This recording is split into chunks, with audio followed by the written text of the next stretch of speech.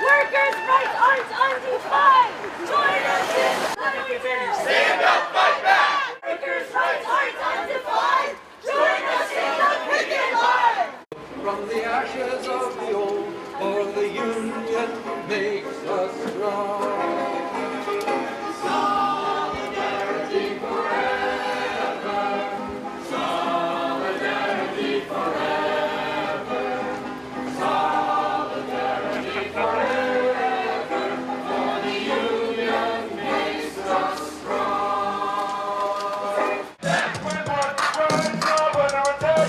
What do you do? Stand up, fight back. When workers rise from under attack, and then what do you do? Stand up, fight back. A lot of people have asked how this happened, which is a totally reasonable question. The short answer is we had a coworker who was our spokeswoman, and she agitated around a number of issues, probably familiar to most people who've worked in the industry. But it boiled down to manager caprice, paid time off, that sort of thing. And they fired her in retaliation in November. And that's when we realized that we couldn't do this in a kind of ad hoc fashion, that if we just went up there as individual rabble rousers, they'd pick us off one by one. That's right. And less than a month later, we were gathering cards and trying to be the first unionized startup. So obviously it didn't pan out exactly as we planned, but I don't think Lanetix is going to get away with it. It's going to be pretty hard for any of the executive team to work in this town again. Not even out of union sympathy, but just fucking idiots.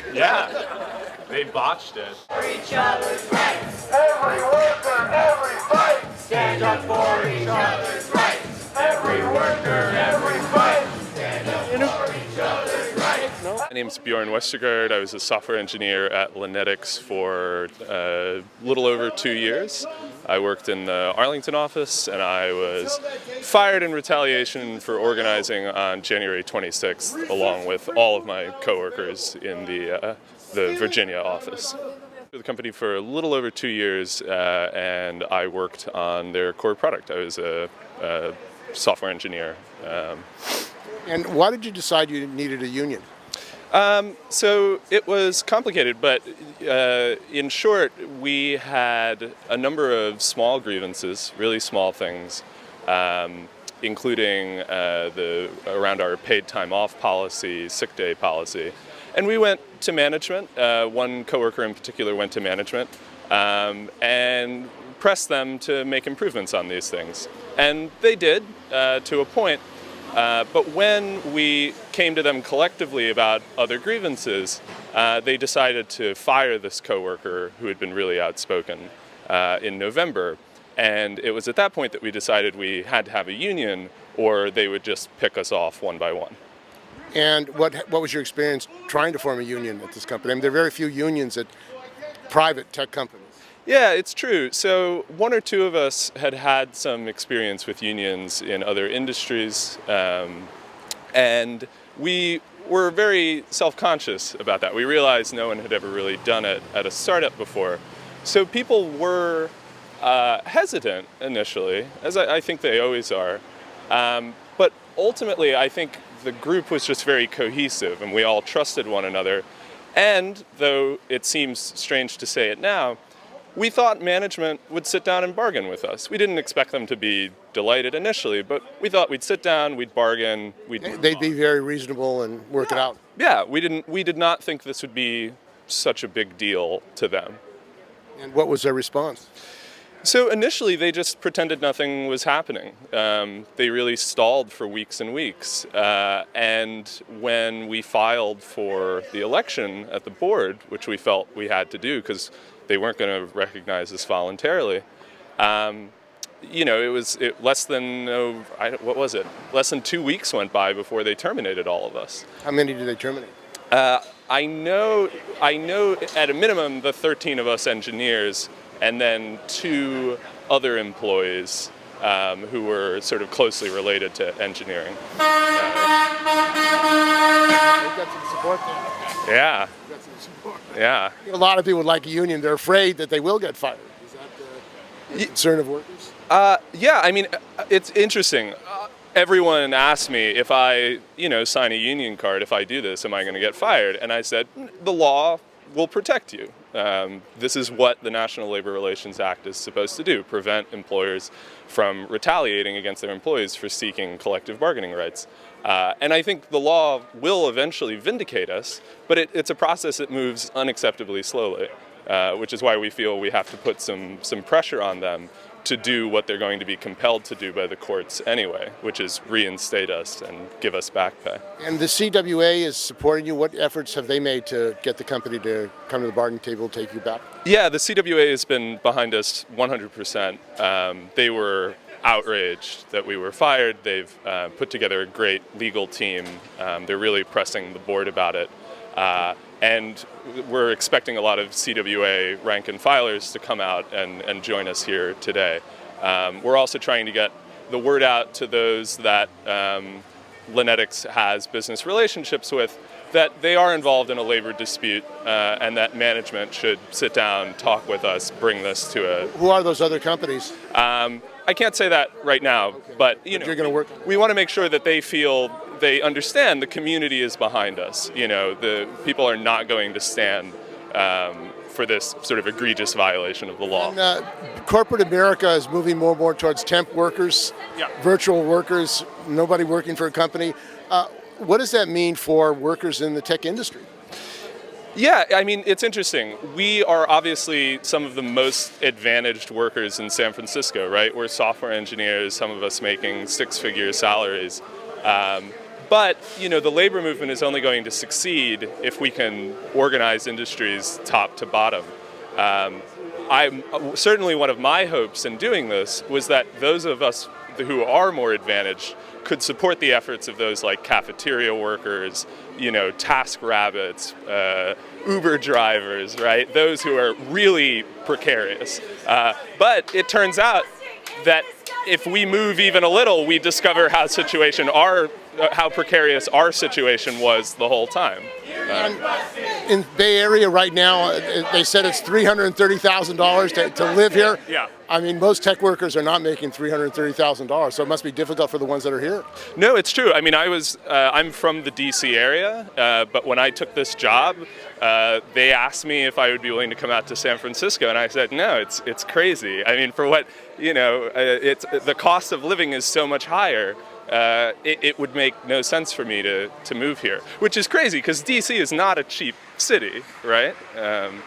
Yeah. So what can people do who want to support your efforts? Yeah, so they should get in touch with the Tech Workers Coalition, which has really bottom-lined this protest, and they can get involved with groups of other tech workers. And by that, I don't just mean software engineers. I mean anyone who sees themselves as a tech worker who want to take action in support of their coworkers to improve the industry.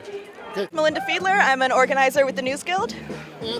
What's happening here today? So today we're out to show support for workers who were fired for trying to start their union.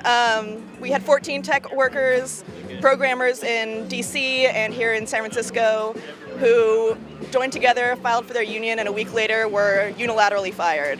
And isn't it illegal? It's absolutely illegal. It is outrageous. Yeah, it's pretty brazen what they did. And why did these workers feel they had to have a union? So, they were really ready to invest in their work and themselves. They have an incredible mission statement that says, it's too common in this industry that you're overworked and you're exhausted and you're understaffed, but it's easier just to leave that job and find a job somewhere else. But they were actually really ready to invest. They wanted to get some security, and they wanted to continue the community that they had built here. And a lot of the workers feel, they're told by companies, if you don't like it, go someplace else. Absolutely, yeah. I mean, that's the motto these days. Love it or leave it. But I mean, the other thing is companies want virtual workforce, all temporary workers. Is this an issue for the CWA? Yeah, absolutely. I mean, as we're moving to contract workers and, labor law is not caught up to the times. Contract workers are not allowed to unionize. And that's a way that they've been able to whittle down union and worker power. And what is the union doing to support these workers, and what should people do who want to support them? So on the legal side, we're filing for an injunction, which means we want to get these folks back to work. We want to get them back pay. We want to get them, back to doing what they were here to do. We hope to jump right into bargaining when they get back to work. And we're out here to support. We're talking to other unions and other organizations who work with them and who support them. And this is the first, I think, action by startup workers. You think this is going to become a trend? I hope so. I really hope so. Look, if 14 software engineers in DC and San Francisco can do it, anyone can do it. It's tough. We know what the bosses want to do. We know the bosses always want to get rid of a union. But they were organized, they're standing together, and they're going to have some real power in this. And in Silicon Valley, most workers are unorganized. And so this maybe is a sign that people are saying enough? I hope so. It's definitely time. This is the way that the U.S. economy is going. It's the way that we're going, and it's time for tech workers to organize and fight for their rights. In this country, we talk about human rights, but it seems like human rights for workers is not really there. Sometimes it feels like we're still fighting for the 8-hour day. I mean, minimum wage is not enough to live on for an 8-hour day. And then beyond that, tech workers might get paid more, and they use that as kind of a carrot to say, you need to stick around. Why don't you love being here? But they're overworked, they're exhausted, and they're being fired arbitrarily every day. And I mean, technology and computers were sold to people. This is going to make the world better. It's going to free people to do more of what they want, but it seems like tech workers are tethered to the computer. They never have a break. I mean, 24 hours a day. Is that the general condition for a large number of tech workers? Yeah, I mean, laptops are great. Employers like to use the word flexibility, which they like to say, it means you can work from home, when really it means you've got to work from home every night to get the job done. You're working until midnight, you're up all night. And they're watching your... So very flexible for the employer and not for the employee. So Brazil has a situation where you can't email after your 8 hours. I mean, they have laws to protect tech workers. You think that's kind of needed in this country? As far as technology? It's hard to say. I mean, I think there's also a culture, right, where a lot of this was done over Slack. We talked a lot over Slack and different forms of new communication that, we were up all night, talking about what was going on. So, I think whatever it is, these are tech workers that we need to be talking to other workers, because if we're not talking to each other, then only the employers are and only the bosses are. The same way that contract work has gone in every industry across the board. We need to be talking to each other and learning from other workers. And what can tech workers do who want to get in touch with CWA? Yeah, you can reach out to the Communications Workers of America or the News Guild, we're organizing, and we're ready to stand up to this new era of unions and tech and a great partnership. Tech workers look like. Tell me what tech workers look like. This is what tech workers look like. I'm Darby. I'm the co-chair of the Democratic Socialists of America, and I'm a member of Tech Workers Coalition. I'm out here today because Lanetix laid off their entire engineering staff when they were trying to unionize, And first off, that's incredibly illegal. And second off, that's something that could easily happen to me, to one of my friends, to one of my coworkers. And we can't let companies get away with doing incredibly illegal stuff like this. My name's Chris. And what do you hear today saying to this company and the people of America? I'm saying to this company that, like all workers, tech workers, those who work in the cafeterias, those who clean up after the office is closed, those who shuttle workers around, they're all workers, and they all deserve a right to have a voice and to be collectively strong, whether it's in a union or through other negotiations with their boss. And we're all workers. It seems like tech is being used by Uber and some of these owners to get rid of workers, make them temporary. Is that a problem for people in this country? Absolutely. We see work becoming more and more precarious and employment become more and more precarious. And workers of all stripes should bind together to make sure that that trend doesn't continue. There's kind of a growing anger in this country, frustration with people. We've got a wealthy country. In California, you have 130 billionaires, and yet people are sleeping on the streets. People can't survive. I mean, what's happening in this country? That's a hell of a loaded question. I will say, though, I think part of what this today, to partially answer your question, part of what this is today is to show that tech workers are not blind to those types of issues. As workers, we see the massive inequalities and injustices happening in San Francisco and in the Bay Area in particular. And we're standing up for that alongside everyone else and saying, we don't want to be a part of this problem, we want to help solve it. And this company felt that they couldn't have a union. They fired them illegally. What should tech workers do who want to try to organize but are fearful of similar action being taken against them? I think there needs to be a lot more in the next, long while, some more organization and more discussions among tech workers from different companies to figure out what strategies don't work with tech bosses, and figure out how to really create a kind of grand strategy for tech mobilization, tech worker unionism. That's a process that's continuing. Do you see that happening? I mean, is there a lot of frustration among tech workers about what's going on? I mean, this is an example. There's a turnout today, so I think this is good evidence of that. I think this is a growing movement, and seeing how bosses have worked against workers and worked against sometimes customers and other people using their platforms. People are starting to really wake up to it and take action. So, my name is Karthik. I've been talking to Steve about forming unions in the tech industry for a long time, and I've been the first one to say I'd love it to happen, but it's not going to happen. But it sounds like time and history are proving me wrong, that there is still hope in the tech industry for forming a union. And I'm so excited today that I just had to come in, and I think this is important. It means that the powers of the world, the powers that rule the United States, have failed to break the consciousness of all engineers, and they have failed to break our human connection to American history.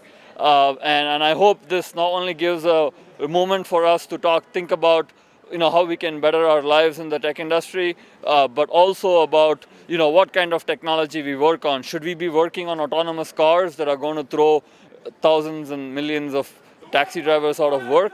Or should we be working on that? So this is a moment that gives me a lot of hope. It's one of those moments in the sun, and I hope it goes somewhere more. You think that tech workers are starting to get fed up with what's going on? I think there has always been a cynicism in the tech industry. The being fed up part has been there for a long, long time. I just wasn't sure how that is going to translate into action. But what is happening today is giving me a lot of hope. And I'm going to sit back and I'm going to rethink all the assumptions that I had made. I guess there's a little bit of cynicism in me too. And you're surprised by this show of support? I am very surprised by this happening. When you told me that there are tech workers talking about forming a union before, I was like, yeah, right, Steve's in the labor movement. That's what he always likes to talk about. I freaking didn't believe you. And I was wrong and you were right. So you're encouraged that people are waking up? I am definitely encouraged. Steve. And thank you for doing all that you've been doing. And you kept the torch of hope going when people like me were sitting on the side and smoking a cigar and and not paying attention. But there's reason for me today to pay more attention to organizing within the tech industry. Not a function. Lanetix has no compunction. Union bust is not a function. Lanetix has. I'm Jeff May, and I work at a tech company, Rally healthcare tech company. Senior or principal software engineer, and I'm out here to support the workers at Lanetix, that they were all fired for talking about forming a union, which to me is completely absurd. It's imagine you lived in a country where you couldn't talk to other people and form political parties, that you couldn't demand things of your government. If we don't allow that same level of freedom in our workplace, then what are we dealing with? We're dealing with tyranny. We can't even get together and talk about the conditions.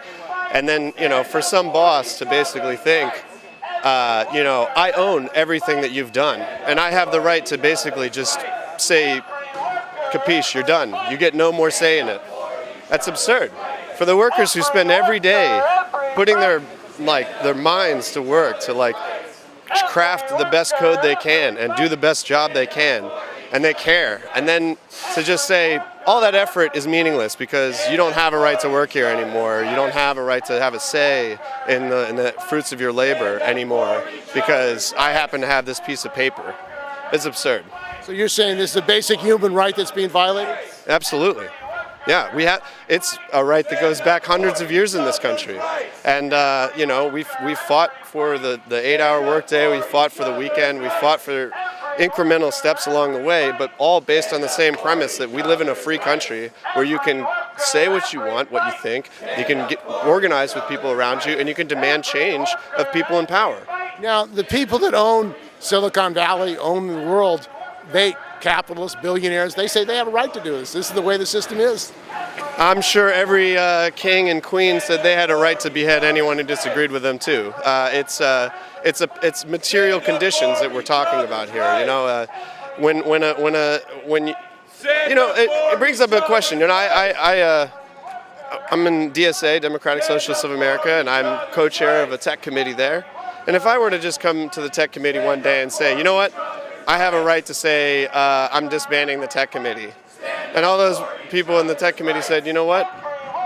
Forget that. We're just going to meet anyway without you. Like, is that not their right as well? Like, to what extent is this workplace made of the labor of the people who are here getting together every day to make this happen? And to say that, it's just, to me, it's absurd. You have so many people who are spending so much effort to work to make this country what it is, and to say that that effort is somehow less than the effort of a few billionaires who happen to, donate some capital. I'd love to see them try to, maintain any of the system without us, without the working class. So, yeah. So you think this is going to be successful and grow? I mean, you think tech workers are getting fed up with what's happening to them? I mean, in general, they're under a lot of stress, pressure. Living in the Bay Area, I don't know how you do it. Well, yeah, tech workers, for the most part, are a burgeoning middle class group. For the most part. It's been that way in Silicon Valley. You get paid well, you get benefits and all that. But to paint this picture that all tech workers are in the same situation is just not true. There are many tech workers who are actually in much more close to the edge circumstances where losing their job could mean a lot of change for them. They're being automated out of work too? Yeah. On a personal and material level, I do see that there are people whose consequences for losing their job, for trying to organize, is serious, is very dire. But even for those who can get another job, and for those who are in a position where that's not that difficult, I think it's just, we see that technology is used for everything nowadays. You use it to go to find where you're trying to go on Google Maps. Google reads your emails. They see which flights you're taking at what time. They know all your conversations. They have all this information. And the idea that we would trust a single, the people who have all the interest. Is that Big Brother? Yeah, exactly. It's like you're going to trust your boss and the people, the financial managers, to say, what's good for this country. No, they're going to say what's good for the bottom line. The people who are going to stand up for the rights of people and their privacy and the rights of people and what the technology we build is going to be the workers building it. And if it's not us, we're going to cede all that power to the ruling class. And what are they going to do with it? Obviously they're going to spy on us. They're going to take our rights away. They're going to start to chip away at all these things that we value. So, I don't think we have a choice. I think tech workers need to organize because it's our duty. We have to start demanding that these systems that we rely on are democratic, are built for us, and are built for everyone. Not just, well, should tech and computers were originally sold that it was going to help people. Yeah. It was going to make the world better, but it seems like tech workers are tethered to the computer 24 hours a day. It's expanded the workday. It's worked against workers in this country. Yeah, well, so I can't speak too much on what workplace conditions are like as far as, I've been at one company for quite some time and it's treated me well. So, but what I can say is that, these things that seem nice and that we go to work and it's like, wow, we really have it great. That's because they realize that if we move to another job, that's power, right? That's because we have power. To then say, well, we don't need power anymore. It's like, no, we have this power because they need our labor. And the moment we cede that power, that's the moment we give up on the idea that we should even have these rights. I mean, just look at Lanetix. They just shipped all their jobs overseas because they, what good is having a beanbag couch and if you just can't if you can't demand anything of your employer, it's sort of like. Isn't the idea of a virtual employer what companies want? Everybody's virtual, so you have no contractual relationship.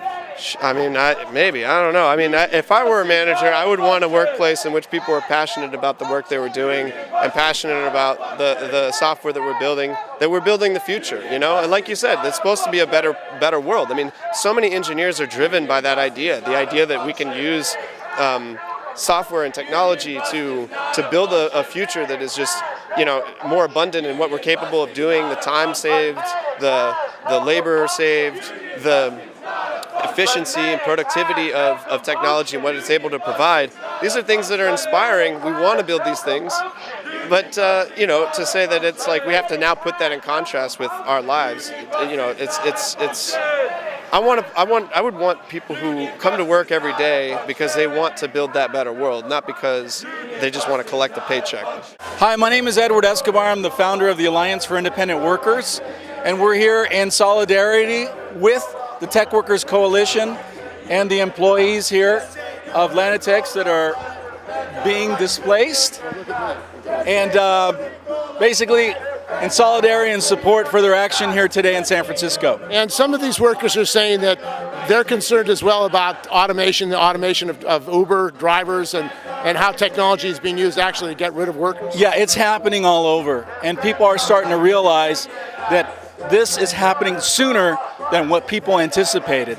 It's exponentially, virally happening, and people need to care right now because it'll be too late later on. This is happening very quick.